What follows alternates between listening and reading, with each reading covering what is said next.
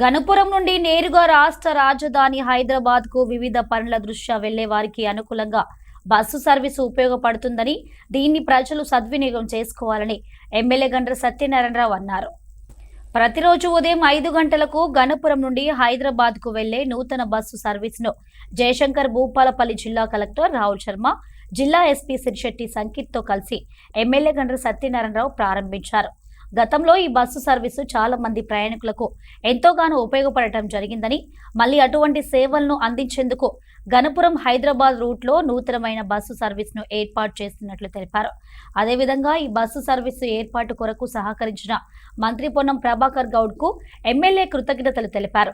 గణపురం నుండి నేరుగా రాష్ట్ర రాజధాని హైదరాబాద్ కు విద్యార్థులు, వ్యాపారస్తులు, వివిధ ప్రయోజనాల దృష్ట్యా వెళ్లే వారికి అనుకూలంగా బస్సు సర్వీసు ఉపయోగపడుతుందని అన్నారు. ఈ కార్యక్రమంలో MRO Madhura Kavi Satyanarayana Swamy, Ganapuram MPDO L Bhaskar, Parakala RTC depot manager G Ramprasad, traffic inspector R Krishnakumari, ADC R Manikyam మరియు గణపురం గ్రామ సర్పంచ్ కట్కూరి రాధికా శ్రీనివాస్, భూపాలపల్లి వ్యవసాయ market committee vice chairman Repaka Rajender తదితరులు పాల్గొన్నారు.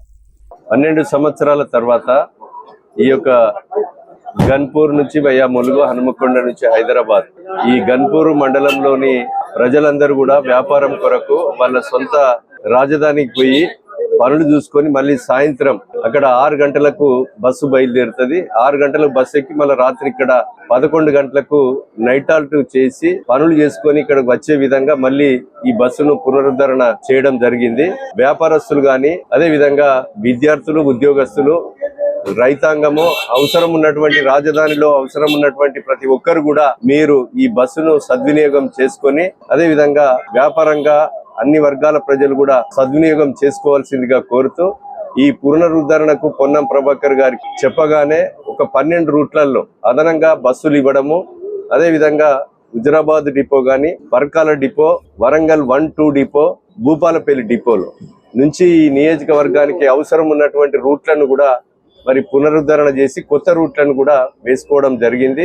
ఇంకా అవసరాన్ని బట్టి మరి బస్సులు కూడా కొత్త రూట్లలో రవాణా సౌకర్యం పెంచే కొరకు, ప్రజల సౌకర్యం కొరకు ఉచిత బస్సు ప్రయాణం వల్ల ఆడబిడ్డలు ఈరోజు ఎక్కువ ప్రయాణం చేసుకొని చిరు వ్యాపారులు, కిరాణం వ్యాపారులు కానీ, అదేవిధంగా కూరగాయల వ్యాపారం చేసుకునే కొరకు ఆర్టీసీని ఎక్కువ వాడుకుంటున్నారు. ఆ ఆడబిడ్డలతో పాటు భర్తలు, వాళ్ళ కొడుకులు పోయి ఈరోజు రవాణా సౌకర్యం కొరకు కూడా ఈరోజు ఆర్టీసీకి లాభదాయకంగా ఉండడం జరిగింది.